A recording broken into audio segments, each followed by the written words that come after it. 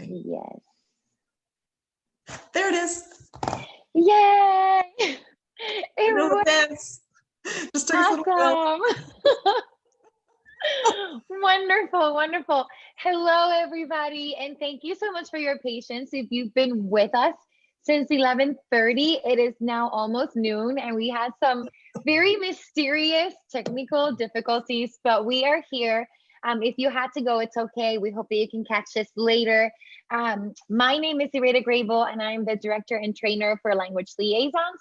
And for those of you that don't know who Language Liaisons is or what we do, we are a language services company, and we focus on providing qualified and certified interpreters in any community setting. And we do this online, we do this on site and telephonically in over 200 languages.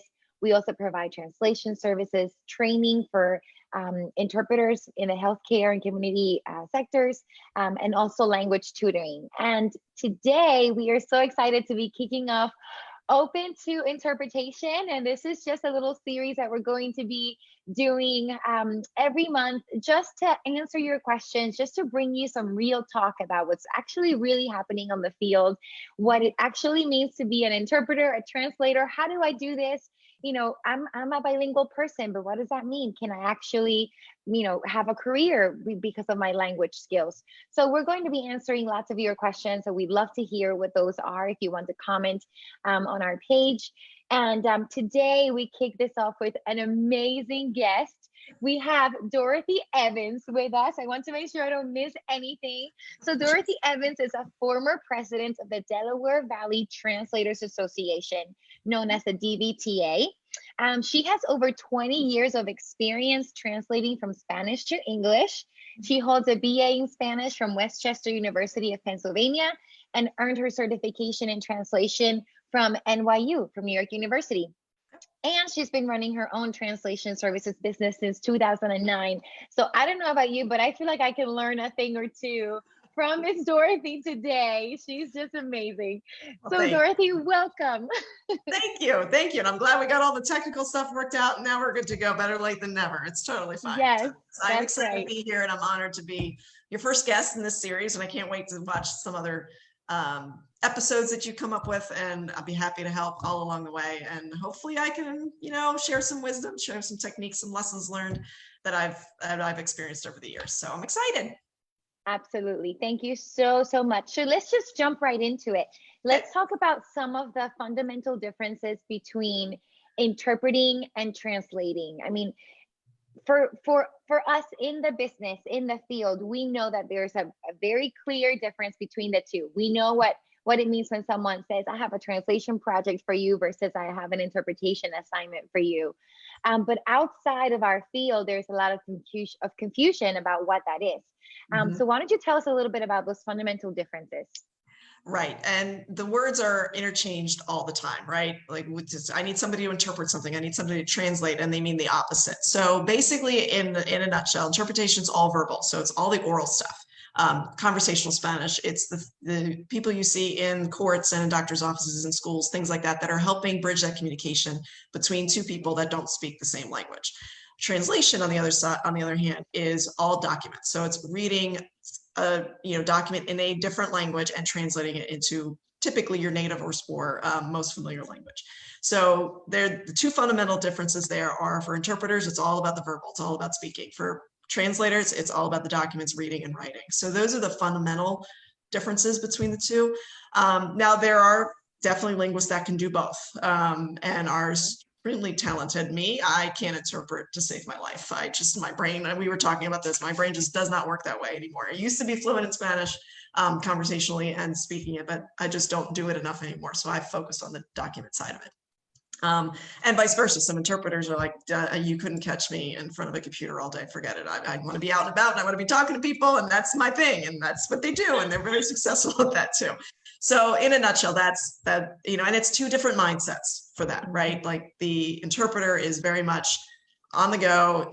It's immediate. You get a client or a patient, and you're right there, and you're interpreting right there. For a translator, like, we got all day. We're going to sit here, we're going to research what we need to do and make sure we have the right word. And it's very much more of an analytical process than it is a on-the-spot process. So in the nutshell, that's kind of the difference between the two. Wonderful. And so you mentioned that sometimes linguists can do both. What are some of those skill sets that are going to be different? So if somebody, let's say it's an interpreter and they're thinking about becoming a translator, or if somebody's a translator and is thinking about becoming an interpreter, what are the differences in the skill sets there? The biggest difference I've seen between interpreters and translators is the mindset. As I mentioned, interpreters are very verbal, very conversational. They go to assignment, they do the assignment, and they're done. They go home. Translators, on the other hand, are much more analytical. They need research skills. You need to be able to know how to find documents that will help you figure out what this word means or what they're trying to say in this document. And there's a lot more time in the buildup to deliver a final product versus interpretation. You're in there and you better know your stuff, because they're going to ask you to interpret whatever comes out of that client or patients or witness stand, whatever's coming out. You need to make sure you know that. So you're going into it with a wealth of knowledge, whereas translators, you have some time. I mean, obviously you need the knowledge to know the subject matter, but you have the ability to go out and research a little bit more and get a little more familiar with the terminology. So for translators looking to be interpreters, I would say if you're really not happy sitting at a computer all day and reading and writing, then maybe interpretation's for you. If you're an interpreter and the stress of trying to figure out what somebody's saying quickly and spit it out in another language quickly is too stressful for you, then maybe you want to look at translation. But obviously both avenues are valued in this, in this country and elsewhere around the world, because we have thousands of languages out there. So yeah, there are common ones and there's a lot of work in there, but then there's, other not as common languages that definitely need the assistance of interpreters and translators. Wonderful. Wonderful. Thank you so much. So let's say that hypothetically speaking, I'm going to become a translator. So I'm an interpreter myself. So, I've edited some projects for translation and I oversee some things, and we'll talk a little bit about those roles that you could also pursue later on. But let's say I want to become a translator. And I've decided this is what I'm going to do. And I have my first translation project, right? What are some of those things that I should know before I jump in? Like, what are some tips that you have before I start any translation project?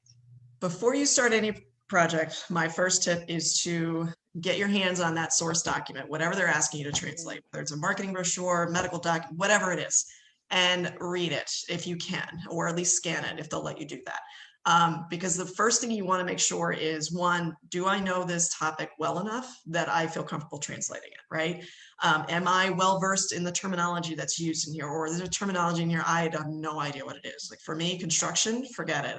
No, aerospace engineering, no thank you. But throw me medical, throw me government documents, I'm good to go. So that's really the first step, is like, okay, do I have the knowledge? Do I have the skill set to do this?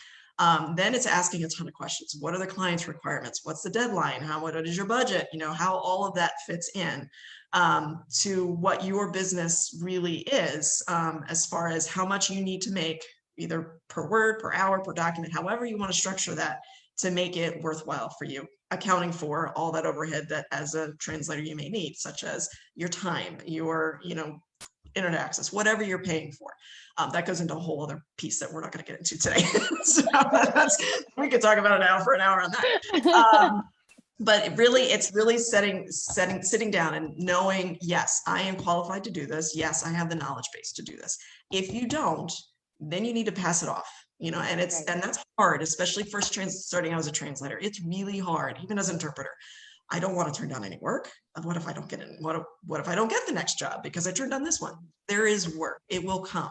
But the worst thing you can do is try to attempt to translate or even interpret something you know nothing about, because the quality will not be there. And if you do that, I can guarantee you're not going to get any more work, because they're going to see, she doesn't know what she's doing. And it's going to be pretty evident from the project manager standpoint. The other big thing is questions. You have to ask questions. If you get through it, even if you're halfway through the document, you cut to a page, you're like, I have no idea what this is, or I don't know what the client wants. Ask the questions before you deliver the final product. Project managers, PMs are always welcome, always invite questions, and they love answering questions before you deliver. Once you deliver, it's pretty much out of your hands. So just ask lots of questions. Don't feel like there's a stupid question or a dumb question. All of them, the PMs have heard it all. And as a translator, I feel so much better when I get an assignment and I have questions. I get those answered before I even start. And then sometimes that'll say, you know what, this isn't for me. Like there's someone else that it would be better qualified for this job. Wonderful. Good. And I know that one of those questions that we often ask for translation projects is too, like, what is the objective of this translation? If it's not clear from the project, sometimes just not understanding who it's intended for can really mess with how you're going to be working on the project itself. So understanding that objective it's also one of those questions that you need to ask right off the bat as well. Yeah, the audience is key. Like, am I translating this for the general public? Am I translating this for a medical association? Am I translating this for, something else? Like, absolutely knowing your audience and knowing how they want to translate it. Do they want it word for word, or are they okay with a synopsis or a summary of the document? And then formatting, like, do they want to look exactly like it did, as a source, or are they okay with just straight text and they'll figure out the formatting later? So, all of those questions you need to ask before you even type one word. Right. Good. Lots of good stuff here.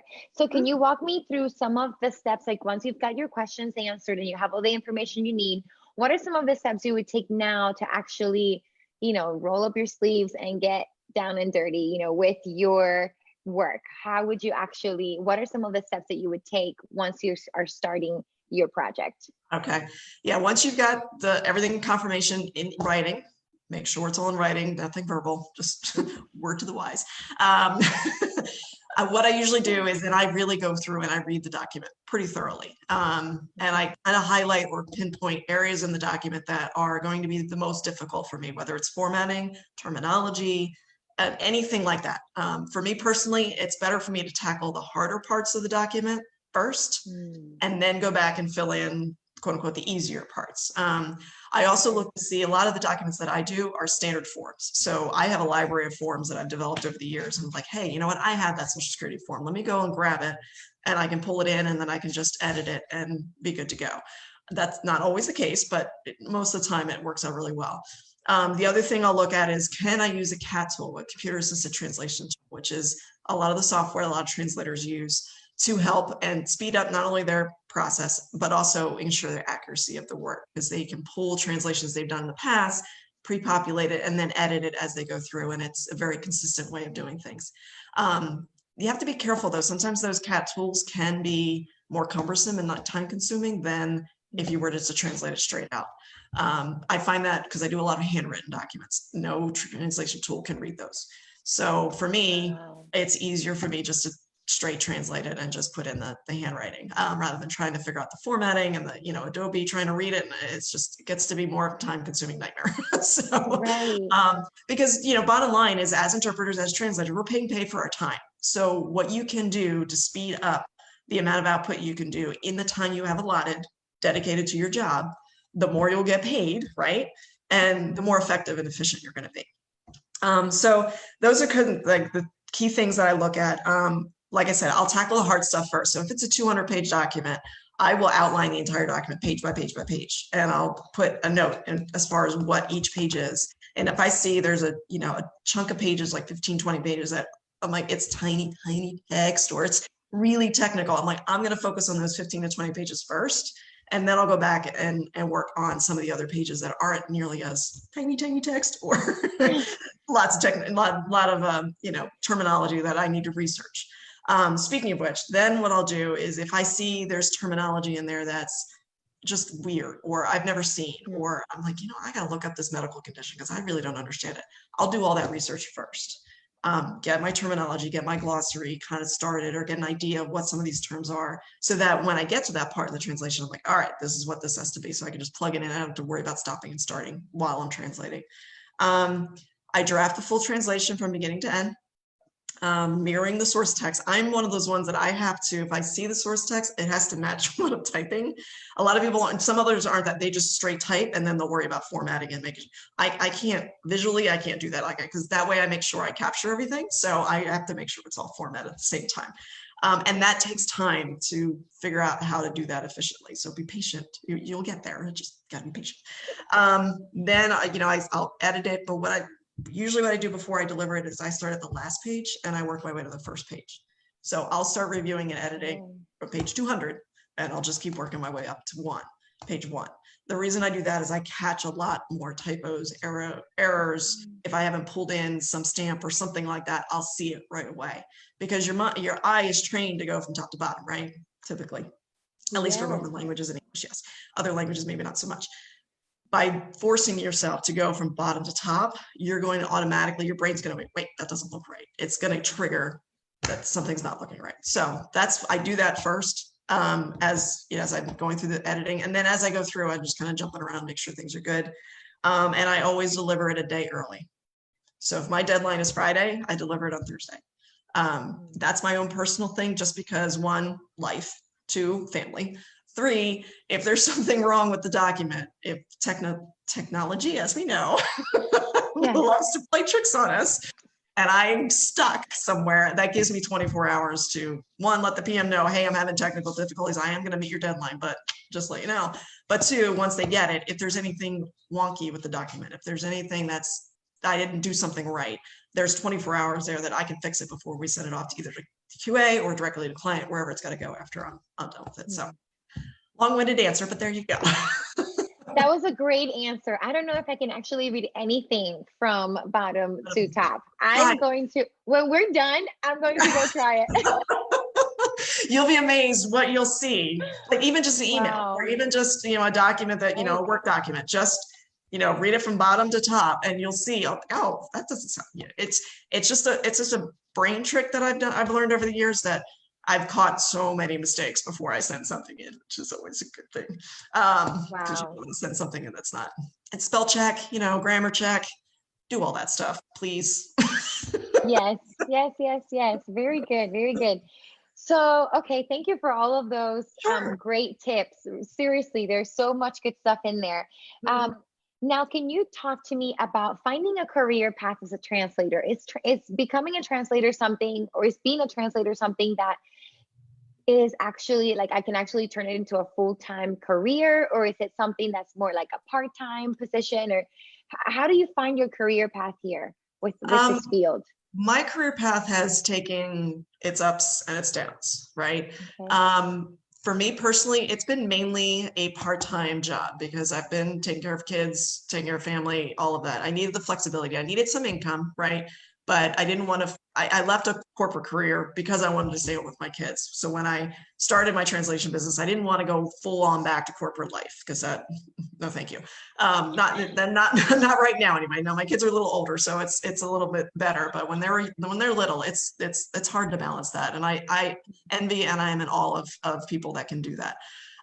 So for me, it's been basically a part-time hours kind of job, but there have been years where I've made a full-time income in those part-time hours.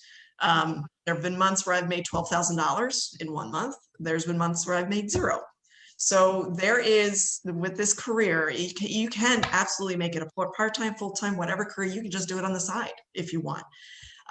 Consistency is key, though. It's if you want that regular income, that regular monthly check, or whatever that looks like for you, you have to keep at it. You have to keep marketing yourself. You have to keep selling your skills. You have to keep going out and getting new clients, whether they're direct clients, the dentist's office, the doctor's office, the hospitals, the courts, whatever, or if it's working through translation agencies, which is the majority of the work that I do, only because it's generally steady work when you work with agencies.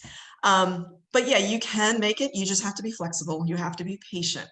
It took me 2 years to develop a relationship with a client that I still now have 10 years later, but it took me 2 years to get them.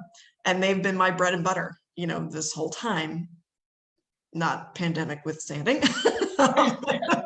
Pandemic's kind of thrown everybody out. The pandemic, yes. But I tell people when they're launching their careers in this, or they're trying it out as a part-time basis, you have to have a strong skin, you have to have a strong stomach, because it's a ride that you need to be able to weather that. And you're going to get feedback from project managers, clients that doesn't feel good, but then you're going to get some that really feels great. And knowing that you're helping people, knowing that you're out there using your skills to really bridge that gap and help people get whatever they need. Like, for example, I do a lot of claims, so it's trying to get those people, the money that they deserve based on whatever is going on, or whatever accent they had or condition they have or something like that.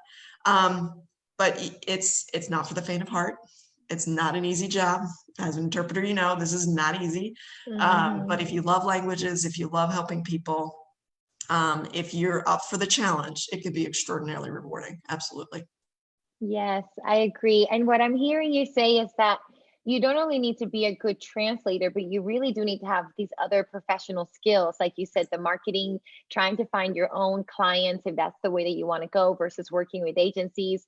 And then also, I know that there's a whole business side of it too. You have to, not just be organized in your projects and that, but also be organized with your business, because you are an independent contractor. So you are your own business entity. So knowing how to do your taxes and keep track of things that you use, that could be deductions and all these things. So you need to know what other skills you are going to need to be able to be a successful translator, not just literally good at translating, but good at running your translation business, which you have been doing for 20 years. And that's why we have you here.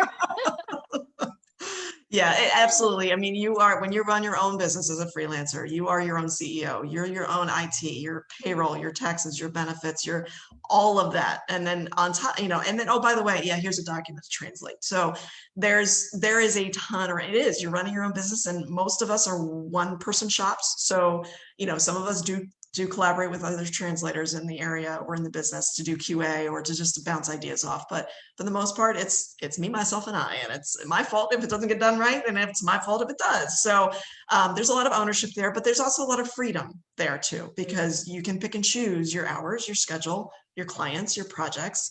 But no, there's always a trade-off to that, right? Like if you say, I don't work 5 hours a week, well, then expect 5 hours a week of income, right? Right. Maybe 1 or 2 clients if you're lucky, or you say, what, I'm really not into this piece of medical world, for example, so I am not going to touch that, but I got to make sure I've got other things lined up. So there's trade-offs to everything, and you just have to know what you're willing to do versus not do, what you're willing to spend your time on versus what you're not willing to spend your time on. Good. And now what about, we touched on this a little bit earlier. What about opportunities in the administrative side? I know that the translation world is more than just translating. It's more than just, you sitting on your computer working. There's other opportunities in the translation world. Can you tell us about a few of those? Sure. Yeah, there are a ton of ways that, one, you can give back to the industry and or move into more of a management administrative kind of role. I'll touch on the giving back to the industry. There are, the ATA, American Translators Association, Delaware Valley Translators Association, and other organizations around the country are networking, professional networking organizations. The best way, and honestly, when I first started and kind of launched my career and launched my business full time, the best way I got clients was going to those events and meeting people, getting my name out there, getting my face out there. The 3 or the 4 clients I had started with were referrals from people from the DVTA. So that you can't discount, even though you're not earning any money going to these events or networking, it'll come back to you, and you'll reap the benefits of that later. It may not happen right that moment at that dinner or networking event or whatever it might be. Same with the ATA, volunteer, give back, contribute to their articles or contribute to whatever they're working on. Go to their conferences if you can afford it, and I know that's a big chunk of change these days, but do what you can based on your time, your budget, all of that. So that's a huge piece of it, even though you're not really doing any income earning activities kind of thing. But on the side of it, if you're like, I've been translating for 10 years now, I think I want to try to do something else. You can certainly get into the project management role where you can work with an agency or work with a client to manage the project from beginning to end. So you get the client, they send you the documents or whatever project, then you have to outsource and find the vendors, find the freelancers, you coordinate their timelines, you bring everything back, do the QA and send it back off. And that's exciting work too, especially if you like process improvement and project management and all of that. So there's a ton of things. You can get into quality assurance piece of it where you're an editor or you're a proofreader. And that's, a lot of translators love that work because it's quick and easy money. Because they just have to read it, make sure it looks good. All right, we're good. And then there's transcription. If for interpreters / translators, this is actually a really good bridge between the two. is transcription. So you can listen to audio recordings in your language, like Spanish, for example, type them out in Spanish and then translate to English. And there's different steps in there that people can go through and do. So there's a lot of different ways and a lot of different niche markets you can get into with this. It all just depends on where your heart is, where your passion is, because nothing is worse than doing something where you're not passionate about it. Like if you're not passionate about it, just find something else. But if you are and you want to keep building those skills and building that experience, then absolutely you can do lots of different things with a base in translation. You can do a lot of different things with it. I love that. I love how you started with the giving back, because as we train interpreters, we always talk about how we are a collective. It's so easy to think that you are on your own and that you're working by yourself and that you just represent you and your business. But really, when we are out there as interpreters, going into people's offices, going to in classrooms, we are actually representing each other. And I feel like working with a translator, even though the process is different, you're still doing that. You're still allowing somebody else to experience what it's like to receive language services, hopefully high quality, right? Language services. So we really, yes. So we really do represent one another, and we are a collective. Even though our work may be very individual, we do need each other. And that's something that we teach definitely for interpreters. And I love that you're also sharing that here with us today. Absolutely. Awesome. So finally, how do we know where we fit into the big picture of this very fluid industry? As you said, there's so many different avenues that you could take. There's a bunch of different skills that you need to have, whether you're translating or interpreting. And we just want to know, with all the responsibility that comes, how do you figure out, where do I fit? How do I do this? I love languages. I think I want to do this. I have the skills, but now where do I fit? How do you think through that? Right. And that's a lot of self-searching, right? That's trying to figure out, what do I enjoy doing most? And it's a lot of trial and error. Like I said, it took me several years to kind of build up where I wanted to be and where I wanted to focus my skills. I started translating back in the 90s. I know that says my age. It's okay. I'm okay with it. But back then, we didn't have the internet, really. I mean, it was just kind of starting, right? We didn't have PDFs. So I started translating handwritten medical records from an insurance company, and it was driving to the insurance company's office, going to their office, picking up a manila folder with documents printed out, driving home, looking through them, typing them all up, printing them out, driving them back, and dropping them off. That was how I started translating, as crazy as that sounds today, right? So yeah, and it was all paper dictionaries. There really wasn't any online resources to use. So I had dictionaries spread out everywhere, trying to figure out how I'm flipping through it. It was nuts. And then trying to decipher handwritten document, doctor's handwriting. That's insane, but I still do it today. That's probably why I'm a little insane. But anyway, it's okay. I think what it is you have to be flexible. You have to be patient. This might not be the best time to say, I'm going to go out and get 10 clients today. We're in the middle of a pandemic. People are struggling. However, and it's affected all of us, right? We either know somebody who's been affected, know somebody's been exposed, unfortunately know somebody who's passed away. Like it's out there, it's big. So now's not the time necessarily to be selfish and say, well, I'm going to go get 22 clients today or whatever. Great. If you want to go do that, that's all well and good, but realize the world is shifting. Actually now is kind of a good time in a sense to look into getting translation, because so many jobs are moving to working from home. And there's so much more opportunity now than there's ever been as far as working from home. And you can be a translation project manager from home now. You can do QA from home now. Like, you don't have to go into the office necessarily, right? And I think it's also, you don't just focus on translation. Find another avenue that lets you release. Because if you just do translation or interpretation, 99% of your time, you're going to burn out really fast. Keep learning. For me, it's learning a new CAT tool or becoming more familiar with another CAT tool that might help. Or it's, you know what, let me see about this transcription thing. Maybe that's something I might be interested in. So try some of that stuff online. Project management, process improvement. There's tons of courses out there. Just get familiar with that process. Learn new skills, just keep learning different things, and just keep pushing yourself to expand your skills, but in a controlled and in a way that makes sense. Like, a translation in medical, educational psychology. I'm not going to get into construction. Not going to happen. I'm not going to get into, science, or I'm not going to get into, IT stuff. Like, that's just not where I'm going. But, maybe I'll learn a little bit more about neuropsychology, or maybe I'll learn a little some of those subsets, just to be, up to speed on some of these other categories or specializations that I want to focus on, or I really enjoy reading about. But it's also, you have to balance out, your life with your work, especially when you work from home. I've been working from home for over 10 years. A lot of people are just now doing it. And they're like, what is this? Working from home is its own. And when everybody came home from school and work, I'm like, what are y'all doing here? I was not ready for everyone to be home all the time now. And I'm like, y'all need to go somewhere. Yes. Just Go outside. Yeah, like anything, but no, they're all home, and I don't know if school's going back either. So whatever, it's all good, really. No, but you just stay positive.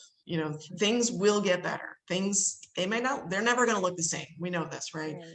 So be adaptable, be changeable, be open to new and different things, and you never know where you might end up. You might have been working for this client for 10 years. Like, we need a project coordinator. Do you want to step in and do this for us? Even if it's 10, 15 hours a week? Yeah, sure. Why not? So just be open to all sorts of things, and but stay relevant, keep up with your skills, learn a new skill, do some research. Artificial intelligence is going to be huge. Read up on that, just so that you have some basic knowledge and decide whether or not that's something you want to pursue. So lots of different ways, but it's always good to just kind of keep the blinders off and just see all around. Wonderful, wonderful. Thank you for all of that wisdom. There is so much there to unpack. No, I hope that you're either taking notes or that you go back and rewatch this, because there's a lot of wisdom there. You can tell that Dorothy she's literally walked us through her last 20 years in about 30 minutes. There you go. So thank you for doing that. And I just loved how you went back to always keep learning. And that's something, whether you're an interpreter or translator, there's so many other fields that it's the same thing. You always want to keep pushing yourselves, and you never know if by learning a new skill, if you're opening a new door to another opportunity, right? Like you were saying, because that has happened to me so many times. And I know it's happening. It happens so much to linguists in general. So thank you. Thank you for all of that. Thank you, everybody, for joining us today, for your patience in the beginning with just trying to figure out this technology and everything. Sometimes it works, sometimes it doesn't. It is what it is. But just thank you so much. Thank you, Dorothy, for your time as well, and for your preparation, and for being so open with us. I feel like everyone needs more people that are willing to just say, hey, here's my journey. This is what worked. This didn't work. See how this applies to you and to your life, right? I feel like sometimes, because we work on our own, we try to stay just in our little pods and our little, computers, and this is how I do things, when really you could be having an issue that somebody else has already worked through, or you could be having a question about something that somebody else has already figured out. And we could really be helping each other and learning not just about the field, but learning from one another. So thank you. And that's why we have Open to Interpretation, because we want to create those opportunities to be able to learn more from one another. So thanks again for watching. Thank you, Dorothy, for being with us. And I hope you'll have a great rest of your day. Thank you so much. You guys have a good one. All right. Bye-bye.